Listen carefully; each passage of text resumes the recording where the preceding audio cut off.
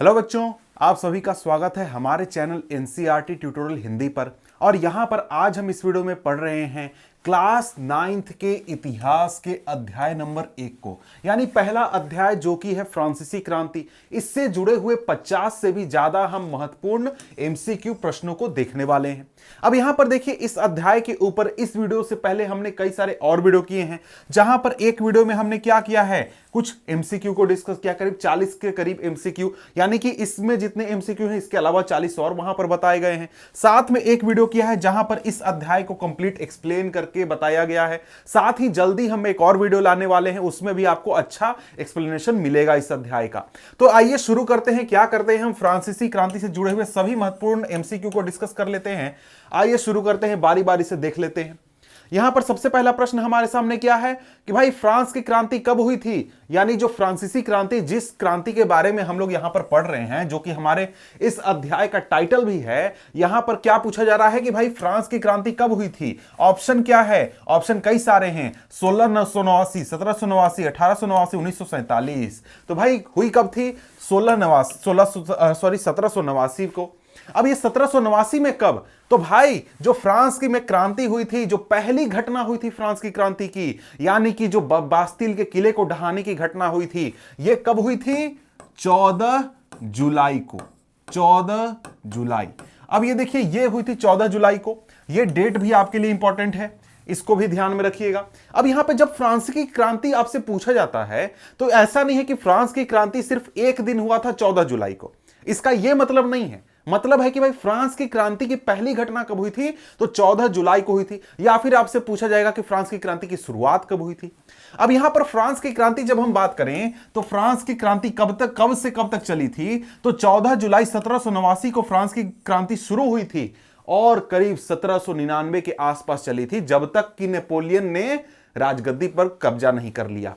तब तक, यानी कि 10 साल के पीरियड को हम क्या कहते हैं कि फ्रांसीसी क्रांति का दौर हम कहते हैं। ठीक है, यहां पर बहुत सारी घटनाएं उसमें हुई थी, जिसके बारे में आपको इस पूरे अध्याय में पढ़ना है। अब यहां पर देखिए, अगला प्रश्न क्या कहता है कि भाई फ्रांस की क्रांति के समय फ्रांस का शासक कौन था। कौन था भाई फ्रांस का शासक, ये तो आपको पता होगा, आपने काफी ज्यादा नाम भी सुना होगा। लुई 16वां जो था वो फ्रांस का शासक था जिस समय फ्रांस की क्रांति हुई थी। ठीक है, अगला प्रश्न क्या कहता है, अगला प्रश्न यहां पर कहता है कि भाई 1789 में जब फ्रांस में क्रांति हुई, उस समय फ्रांस की जनसंख्या कितनी थी। फ्रांस की जनसंख्या कितनी थी जब फ्रांस में क्रांति हुई थी, तो जनसंख्या थी 2,80,00,000। 2.8 करोड़ आपका सही उत्तर हो जाएगा। ठीक है, अगला प्रश्न क्या कहता है, यह कहता है कि भाई बास्तिल के बारे में निम्न में से कौन सा कथन सत्य है। कौन सा कथन सत्य है, भाई फ्रांस में एक किले की जेल थी। यह तो भाई सत्य है कि बास्तिल क्या था, एक किले वाला जेल था जहां पर कैदियों को रखा जाता था। आमतौर पर लोग बास्तिल से घृणा करते थे। भाई आम लोग क्या करते थे, बास्तिल से घृणा करते थे। क्यों घृणा करते थे, क्योंकि यह सम्राट की निरंकुश शक्ति का प्रतीक था।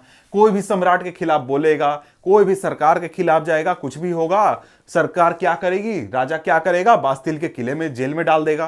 तो ऑप्शन क्या सही हो जाएगा, ऑप्शन नंबर डी, यानी कि उपरोक्त में से सभी। सारे ऑप्शन हमारे सही हैं, ए बी सी तीनों सही है, तो क्या हो गया, डी, सारे सही हैं। ठीक है, अगला क्या है, अगला यहां पर कहता है कि भाई देखो, पेरिस तथा देश के देहाती क्षेत्रों में अधिकांश लोग संघर्ष क्यों कर रहे थे, क्यों आंदोलन चल रहा था, लोग विरोध क्यों कर रहे थे, लोग परेशान क्यों थे।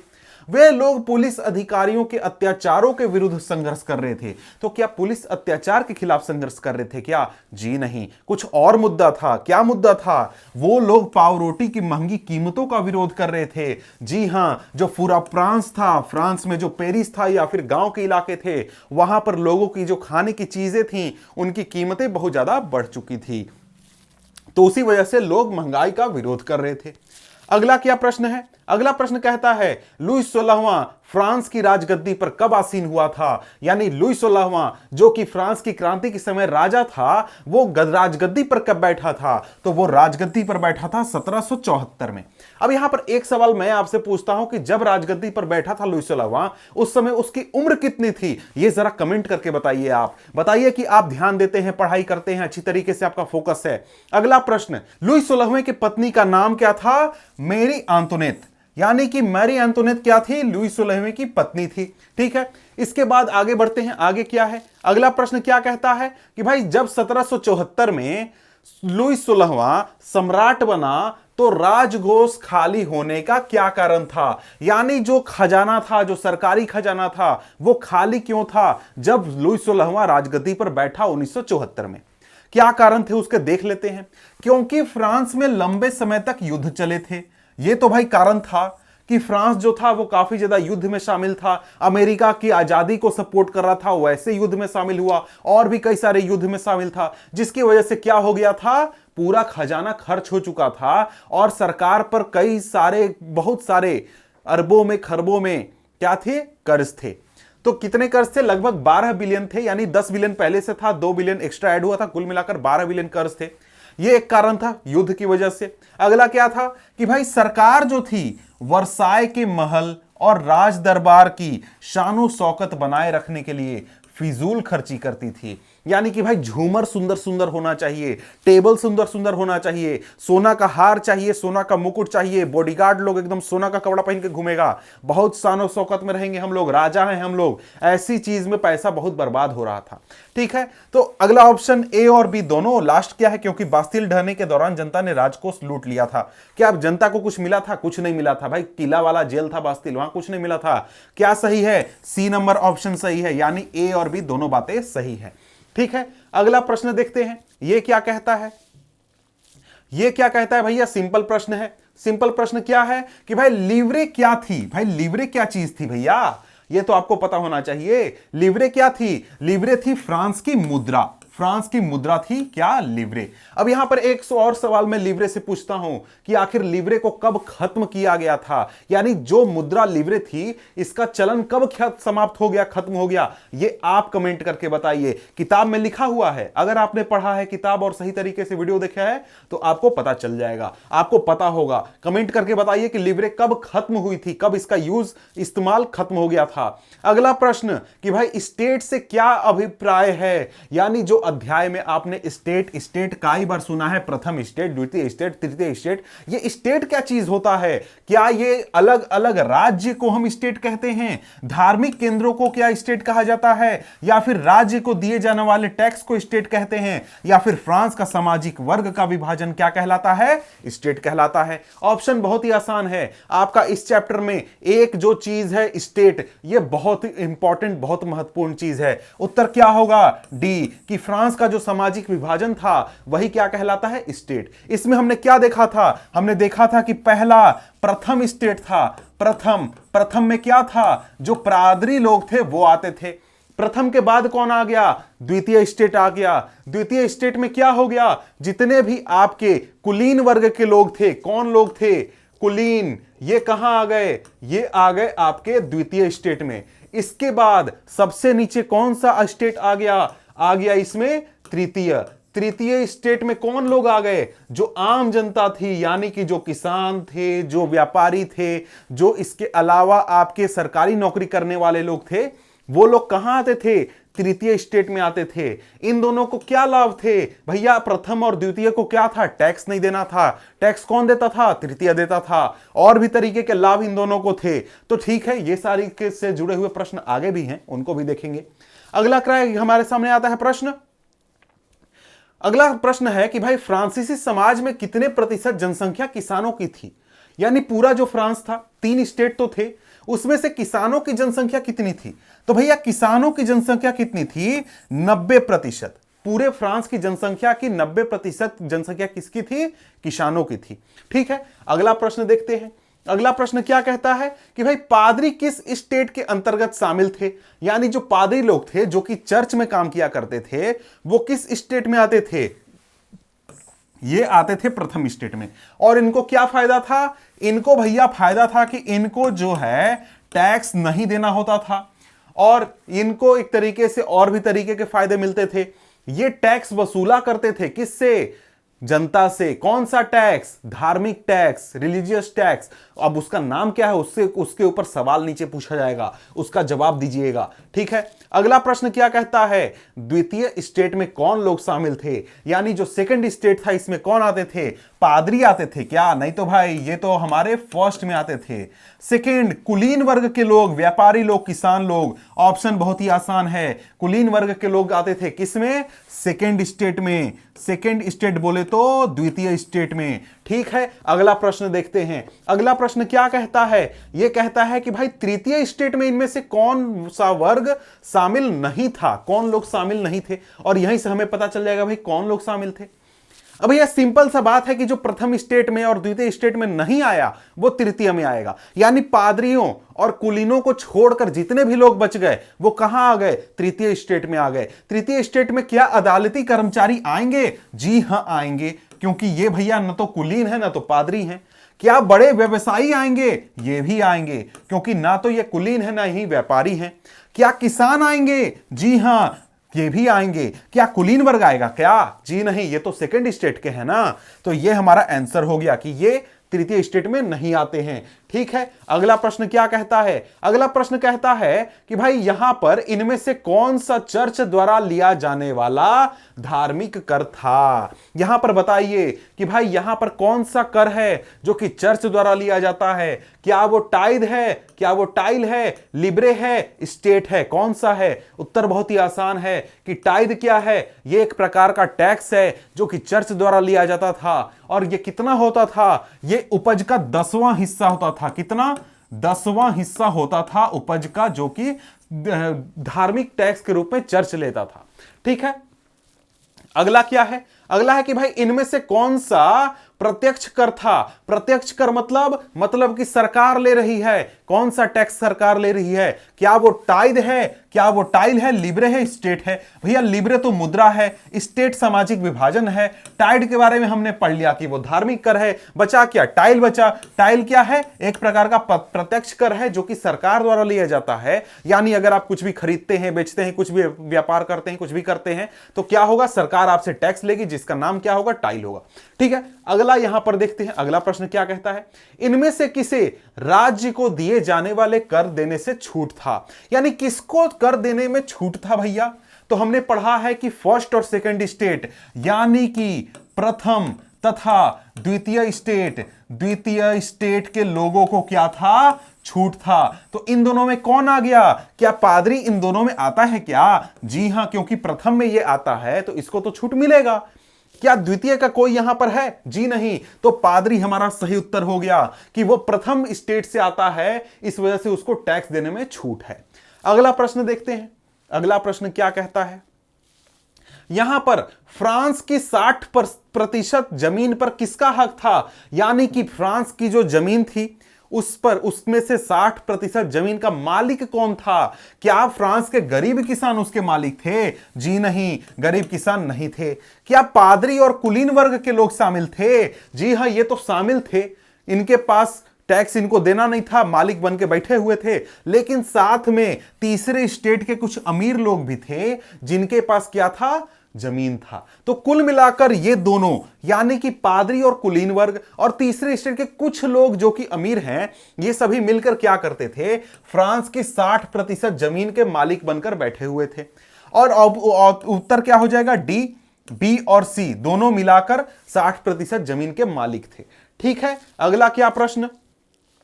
कि अगला प्रश्न कहता है कि भाई 18वीं सदी में फ्रांस में किसानों से कौन से कार्य नहीं करवाए जाते थे? अब यहां पर पूछा जा रहा है नहीं करवाए जाते थे, इसका मतलब क्या है? इसका मतलब है कि भाई जो किसान होते थे 18वीं सदी में, उन किसानों को जो प्रथम वर्ग, द्वितीय वर्ग के जो लोग थे, उनकी कुछ सेवाएं करनी होती थी। कि भाई आप अगर किसान हैं तो आप जाकर पादरी के घर या फिर जो कुलीन वर्ग है उसके घर में काम कीजिएगा, खेतों में काम कीजिएगा, उसके लिए कुछ दूसरा काम कर दीजिएगा। तो क्या काम नहीं करवाया जाता था उनसे, यह पूछा जा रहा है। कुलीन वर्ग की सेवा उनको करना पड़ता था? जी हां, करना पड़ता था, मजबूरी था। सरकारी स्कूल में शिक्षक के रूप में सेवा करना पड़ता था क्या? जी नहीं भाई, उनको काम मजदूरी करवाया जाता था घर में बुलाकर, शिक्षक थोड़े बनाया जाता था। तो ये हमारा गलत बात है, तो यही उत्तर हमारा सही हो जाएगा। लेकिन आगे और देख लेते हैं, क्योंकि हमें कुछ जानकारी यहां से मिल रही है। कुलीन वर्ग के घरों और खेतों में काम करते थे? जी हां, करते थे। जब भी कुलीन वर्ग को जरूरत होती थी, वो लोगों को, यानी कि तीसरे स्टेट के लोगों को, किसानों को बुला लेते थे। सड़कों के निर्माण में भी उनको बुला लेते थे और फ्री में काम करना पड़ता था। कोई यहां पर उनको पैसे नहीं मिलते थे ये सारे काम के लिए। अगला प्रश्न क्या कहता है? अगला प्रश्न यहां पर कहता है कि भाई प्राचीन राजतंत्र शब्द किसके लिए इस्तेमाल किया जाता है? किस चीज के लिए, किस चीज को बताने के लिए? 1789 से पहले की व्यवस्था के लिए, 1789 के बाद आई व्यवस्था के लिए, फ्रांस की सेना के लिए, फ्रांस की रानी के लिए, किसके लिए? तो भाई 1789 से पहले की जो व्यवस्था थी, जहां पर राजा का शासन हुआ करता था, उसे क्या कहा जाता है? प्राचीन राजतंत्र शब्द उसी के लिए इस्तेमाल किया जाता है। ठीक है, अगला प्रश्न क्या है? अगला प्रश्न कहता है कि भाई 18वीं सदी में उभरते मध्य वर्ग में कौन लोग शामिल थे? कौन लोग शामिल थे भैया उभरते मध्य वर्ग में? यानी जिस मध्य वर्ग ने आंदोलन का नेतृत्व किया, फ्रांसीसी क्रांति के आंदोलन का, उसमें कौन कौन से लोग शामिल थे? क्या फ्रांस के राजा और मंत्री शामिल थे क्या? जी नहीं, ये लोग शामिल नहीं थे। उद्योगपति और व्यापारी शामिल थे क्या? जी हां, शामिल थे। प्रशासनिक अधिकारी शामिल थे, वकील भी शामिल थे क्या? जी हां, शामिल थे। क्योंकि ये दोनों कहां आते हैं? ये दोनों तीसरे स्टेट में आते हैं, तीसरे स्टेट में आते हैं। ठीक है, तो ऑप्शन नंबर डी हमारा सही हो जाएगा, बी एंड सी। ठीक है, अगला प्रश्न देखते हैं। अगला प्रश्न क्या कहता है कि भाई टू ट्राइजेज ऑफ गवर्नमेंट के रचनाकार कौन है? तो भाई यहां पर ये जो किताब है, ये एक किताब का नाम है, इस किताब के रचनाकार कौन है? तो भाई जॉन लॉक है। Locke, option number C, John Locke इस किताब के रचनाकार है। अगला प्रश्न क्या कहता है? अगला प्रश्न कहता है कि भाई द स्पिरिट ऑफ लॉज के भाई कौन लेखक हैं? द स्पिरिट ऑफ लॉज के लेखक हैं मॉन्टेस्क्यू। ऑप्शन नंबर सी सही हो जाएगा, मॉन्टेस्क्यू लेखक है। अगला प्रश्न क्या कहता है कि भाई द सोशल कॉन्ट्रैक्ट नामक पुस्तक किसने लिखी है? तो द सोशल कॉन्ट्रैक्ट नामक पुस्तक लिखी है रूसो ने। ठीक है, अगला प्रश्न क्या कहता है? अगला प्रश्न कहता है कि भाई मैं ही राज्य हूं और मेरे शब्द ही कानून है। यह बात किसके द्वारा कही गई थी? यह बात कही गई थी लुई 16वें के द्वारा। ठीक है, अगला प्रश्न क्या कहता है? यह कहता है कि भाई निम्न में से फ्रांस में कौन सी राजनीतिक संस्था थी जिसमें तीनों स्टेट अपने अपने सदस्य भेजते थे? तो यह संस्था कौन सी थी? स्टेट जनरल थी, स्टेट जनरल। ठीक है, अगला प्रश्न क्या कहता है? तृतीय स्टेट के आह्वान पर नेशनल असेंबली का गठन कब किया गया था? यानी नेशनल असेंबली जो थी उसका गठन कब हुआ था? हुआ था कब? 1789 में। ठीक है, 1789, यानी जब स्टेट जनरल की मीटिंग बुलाई गई उसके बाद। ठीक है, अगला क्या प्रश्न कहता है? स्टेट जनरल की सभा में तीसरे स्टेट के लोगों का नेतृत्व किसने किया था? किसने किया था? ऑप्शन क्या है? मिराबियो तथा आबेसिए, मॉन्टेस्क्यू तथा जॉन लॉक, रॉबेस्पियर तथा इमैनुअल, इनमें से कोई नहीं। उत्तर क्या हो जाएगा? हमारा हो जाएगा मिराबियो तथा आबेसिए। क्या हो जाएगा? मिराबियो तथा आबेसिए। ठीक है, अगला प्रश्न देखते हैं। अगला प्रश्न यहां पर क्या है कि भाई तीसरा स्टेट क्या है नामक पुस्तक किसने लिखी थी? तीसरा स्टेट क्या है? यह पुस्तक लिखी गई थी आबेसिए के द्वारा। आबेसिए ने यह पुस्तक लिखी थी। अब यहां पर कई सवाल और भी बन जाते हैं कि भैया ये आबेसिए था कौन? आबेसिए जो था वो एक पादरी था, लेकिन वो क्या था? वो एक तरीके से जो सामाजिक व्यवस्था थी फ्रांस की उसको पसंद नहीं करता था और वो एक तरीके से बहुत बढ़ चढ़कर इस आंदोलन में भाग ले रहा था। और जब स्टेट जनरल की मीटिंग बुलाई गई थी, वहां पर जब हुआ कि भाई अब मीटिंग में नहीं बैठेंगे, अब भागेंगे यहां से, तो उसके बाद आबेसिए ने भाषण दिया, लोगों को एक तरीके से क्या किया? प्रेरित किया कि हम लोग नेशनल असेंबली बनाएंगे, और आगे चलकर नेशनल असेंबली का गठन भी किया। और वहां पर आबेसिए ने पुस्तक लिखी, तीसरी स्टेट क्या है इसको एक्सप्लेन किया। साथ में एक और व्यक्ति है मिराबियो। अब ये मिराबियो कौन है भैया? मिराबियो जो था एक कुलीन परिवार से आता था, यानी कि द्वितीय स्टेट से आता था, लेकिन वो भी इस व्यवस्था को पसंद नहीं करता था और वो भी बढ़ चढ़कर इस पूरी आंदोलन में, पूरी चीज में शामिल था। आगे क्या है? नेशनल असेंबली कब स्थापित हुई थी? भैया नेशनल असेंबली कब स्थापित हुई थी? क्या वो 20 जून 1989 यहां पर लिखा हुआ है, यहां पर 1789 होगा, 1989 लिखा हुआ है, सॉरी उसके लिए मिस्टेक है। क्या होगा यहां पर? 1789 तीनों में 1789, ठीक है। ठीक है। तो 20 जून 1989, 4 मार्च 1789, 5 मई 1789 कब हुआ था? तो देखिए यहां पर मैं बता दूं कि भाई 5 मई 1789 को क्या हुआ था? स्टेट जनरल की सभा बुलाई गई थी, मीटिंग बुलाई गई थी। हुआ क्या कि भाई 20 जून 1789 को क्या हुआ? नेशनल असेंबली का गठन किया गया। ऑप्शन नंबर ए हमारा सही हो जाएगा। ठीक है, अगला प्रश्न क्या कहता है? अगला प्रश्न कहता है कि भाई फ्रांस में नेशनल असेंबली क्यों बनाई गई थी? यानी जो नेशनल असेंबली बनी, जिसका नेतृत्व किसने किया था? मिराबियो और आबेसिये ने किया था। यह क्यों बनी थी? ऑप्शन ए, फ्रांस के लिए संविधान बनाने के लिए।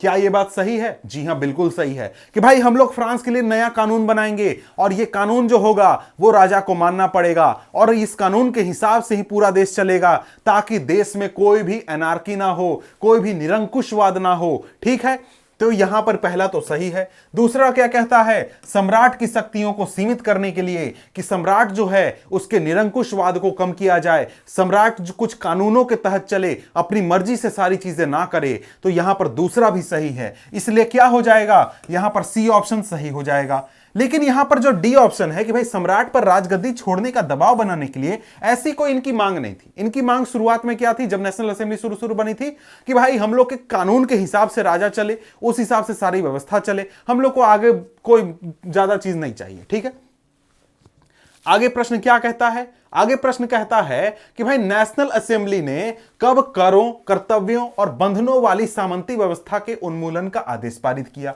यानी यहां पर क्या हुआ कि जो प्रथम और द्वितीय स्टेट हैं उनके लोग टैक्स भी देंगे, उनकी संपत्ति को कब्जा किया जाएगा। यानी पूरी व्यवस्था की गई ताकि जो पूरी परेशानी है फ्रांस की, उस परेशानी को खत्म किया जाए। तो यहां पर क्या हुआ? यह कब हुआ था? सन 1789 में हुआ था, जब क्या हो गया? नेशनल असेंबली के हाथों में सत्ता आ गई। कैसे आ गई? राजा को मजबूर किया गया कि तुम अपनी सत्ता को छोड़ दो। जब 14 जुलाई की क्रांति हो गई, उसके बाद जो घटनाएं हुई, तब राजा ने क्या कहा?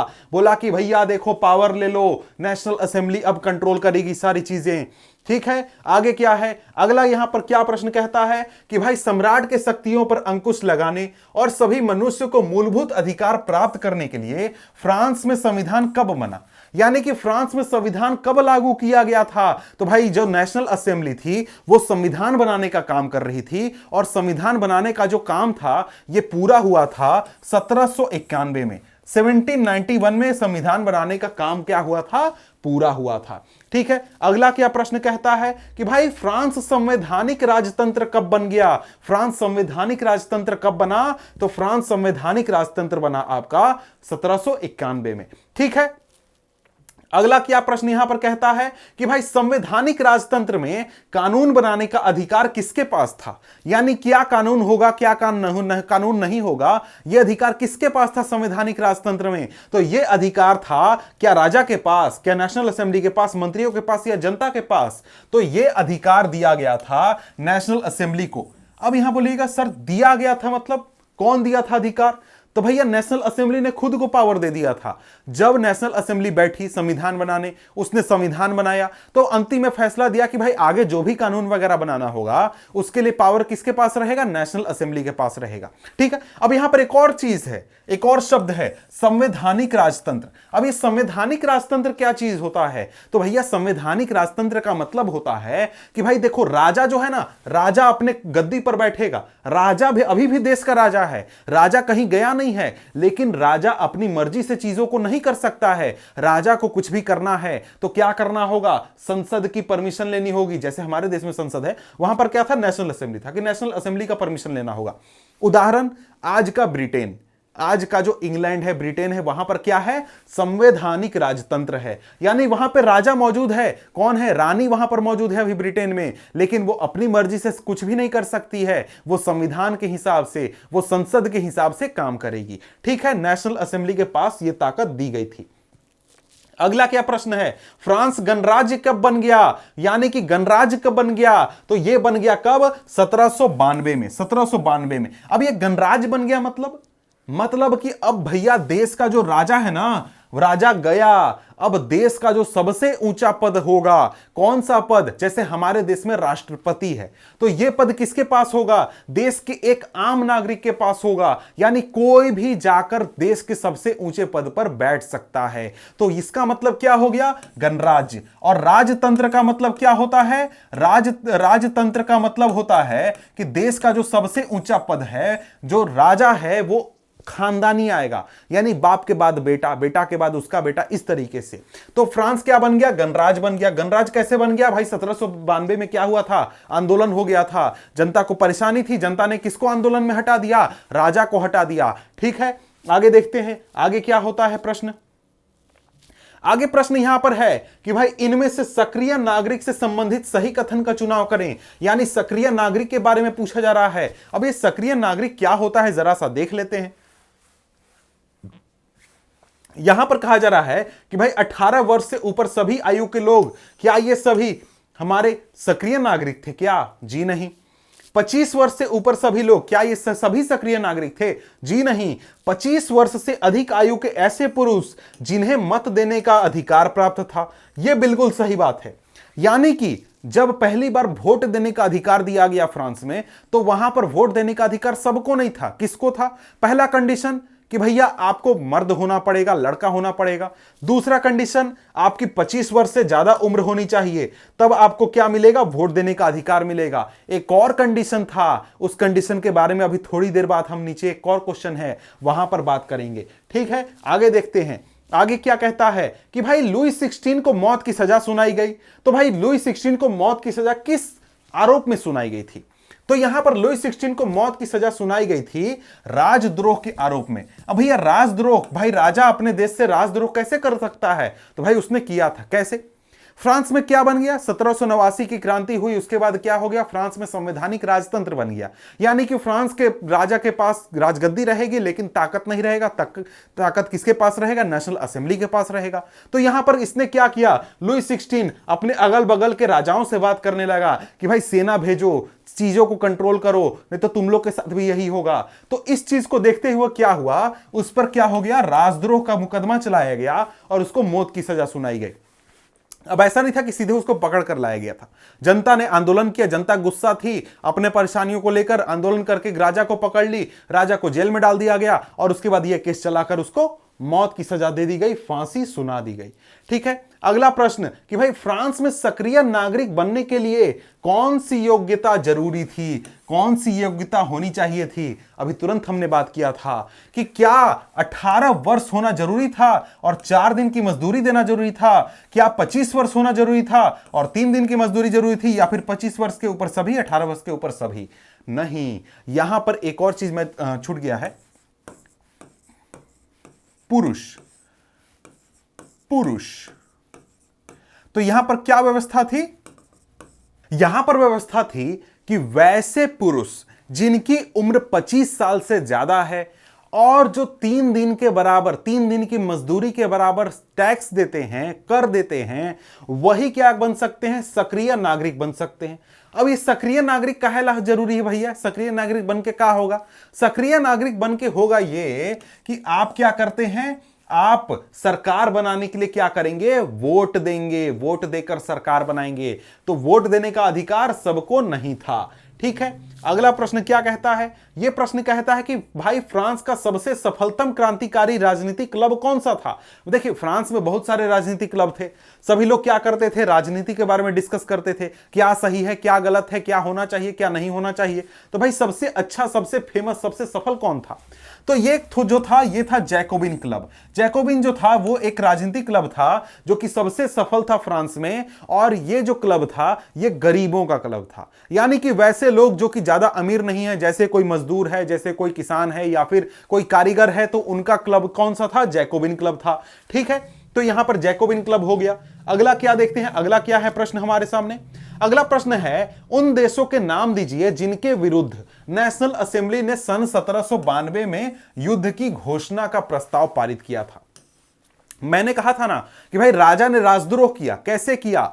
भाई उसने अपने आसपास के देशों के साथ मिलकर वहां की सेना को बुलाने का डिसीजन लिया कि भाई आ जाइए आप लोग, हमको बचा लीजिए। तो यहां पर क्या हुआ कि यहां पर इससे पहले कि वहां की सेना आती फ्रांस में, फ्रांस के नेशनल असेंबली ने उनके खिलाफ युद्ध का घोषणा कर दिया कि हम लोग पर अटैक करने वाला है, इन लोग से चलो युद्ध करते हैं। अब युद्ध करते हैं तो यहां पर ये 1792 में घोषणा हुआ तो किसके किसके खिलाफ हुआ था प्रसा और ऑस्ट्रिया के खिलाफ। तो ये दोनों ऑप्शन सही हैं, तो ऑप्शन नंबर डी हमारा सही हो जाएगा, ए और बी दोनों। तो यहां पर फ्रांस के काफी सारे लोग, जो आम जनता थी, वो बढ़ चढ़कर युद्ध में भाग ले रही थी, क्योंकि उनको लग रहा था कि भाई ये जो युद्ध हो रहा है ना, ये हमारा गरीबों और अमीरों के बीच हो रहा है, यानी जो लोग हम पर क्रूरता से शासन कर रहे हैं उनके खिलाफ हम युद्ध लड़ने जा रहे हैं। ठीक है, अगला प्रश्न क्या कहता है कि भाई जैकोबिन का नेता कौन था, यानी जो जैकोबिन क्लब था, जो गरीबों लोगों का क्लब था, इसका नेता कौन था? इसका नेता था रोबेस्पियर। ठीक है, रोबेस्पियर इनका नेता था। और बाद में जब जैकोबिन क्लब की सरकार बनी तो रोबेस्पियर क्या बना? एक तरीके का प्रधानमंत्री हम कह सकते हैं, या फिर एक तरीके से हम कह सकते हैं कि पूरा वहां का मालिक था, वहां पर जो भी पद था। अगला क्या है, कौन लोग जैकोबिन क्लब के सदस्य नहीं थे? अब मैंने पहले ही कहा था कि भाई जैकोबिन क्लब गरीबों का सदस्य था, तो इनमें से कौन लोग गरीब में नहीं आते हैं? तो भाई छोटे दुकानदार क्या गरीब होते हैं? जी हां होते हैं। कारीगर गरीब होते हैं? जी हां होते हैं। दिहाड़ी मजदूर गरीब होते हैं? जी हां होते हैं। तो ये सभी सदस्य होंगे कि नहीं होंगे? होंगे। भाई पादरी वर्ग को क्या मतलब है गरीबी से? वो तो चर्च में अपना बैठा हुआ है, सारा पावर लेकर बैठा हुआ है, तो वो क्या जैकोबिन क्लब का सदस्य बनेगा क्या? जी नहीं, नहीं बनेगा। तो क्या हो गया? पादरी वर्ग आपका हो गया, जो कि जैकोबिन क्लब का सदस्य नहीं हुआ करता था। अगला क्या यहां पर प्रश्न कहता है कि भाई यहां पर फ्रांस में किसने राजतंत्र का अंत करके इसे एक गणतंत्र घोषित किया था? भाई किसने किया था? तो यहां पर बात करें तो कन्वेंशन ने किया था, यानी कि जब कन्वेंशन की सरकार बनी थी तो उसने क्या किया था? फ्रांस को राजतंत्र से हटाकर गणतंत्र घोषित कर दिया था कि अब फ्रांस क्या है? गणतांत्रिक देश है। ठीक है, अगला क्या प्रश्न बनता है? अगला प्रश्न यहां पर कहता है कि भाई नेशनल असेंबली ने कब करों, कर्तव्यों और बंधनों वाली सीमांत व्यवस्था को उन्मूलन का आदेश पारित किया? इस प्रश्न को हम पहले भी देख चुके हैं। यह प्रश्न ये हुआ कब था? सन 1789 में। अगला क्या प्रश्न कहता है, किन आरोपों में लुई 16वां को मौत की सजा सुनाई गई थी? तो भाई राजद्रोह के आरोप में।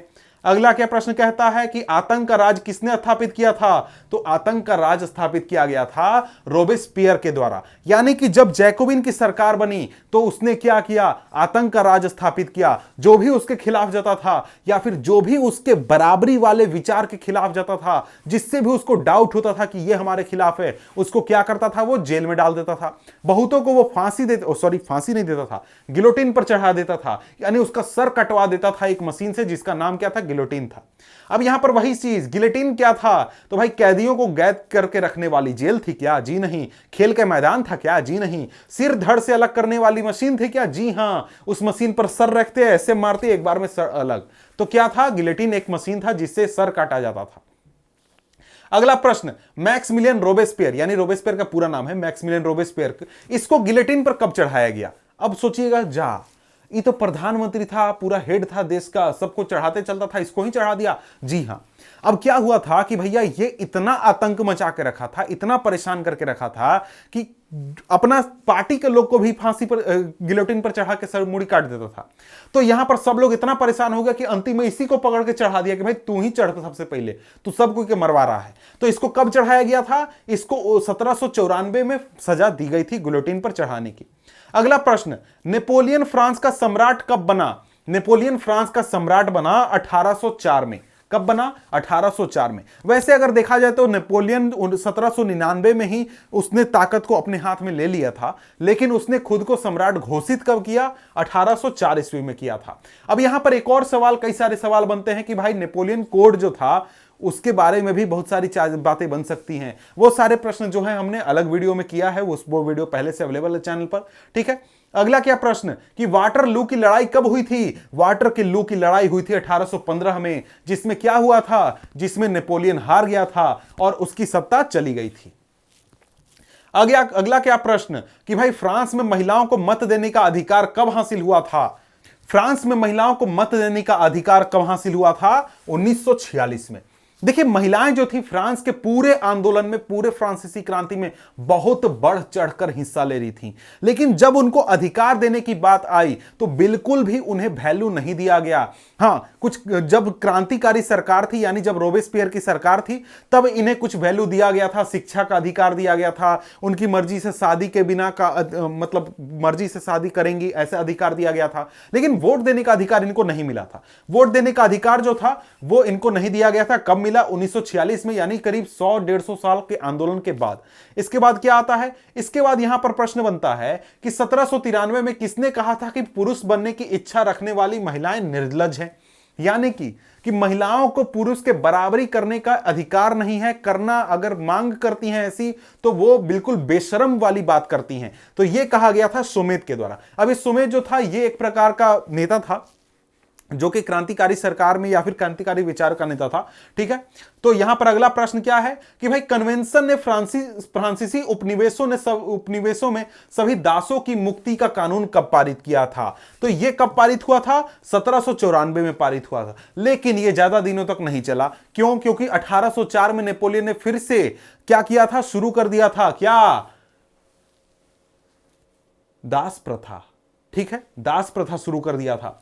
अब इसके बाद एक और सवाल लास्ट में मैं आपके लिए पूछ रहा हूं कि अंत में जाकर, यानी फाइनल, जो दास प्रथा था उसको फ्रांस में कब समाप्त किया गया था और फ्रांस के उपनिवेशों में कब समाप्त किया था? इसका प्रश्न आप नीचे बताइए ताकि आप मुझे पता चल सके कि आप अभी तक वीडियो देख रहे हैं, पढ़ रहे हैं। जरा नीचे कमेंट करके बताइए। ठीक है, तो मिलते हैं आपसे हम अगले वीडियो में, अगले चैप्टर, अगले अध्याय के साथ। तो तब तक के लिए goodbye, tata bye bye.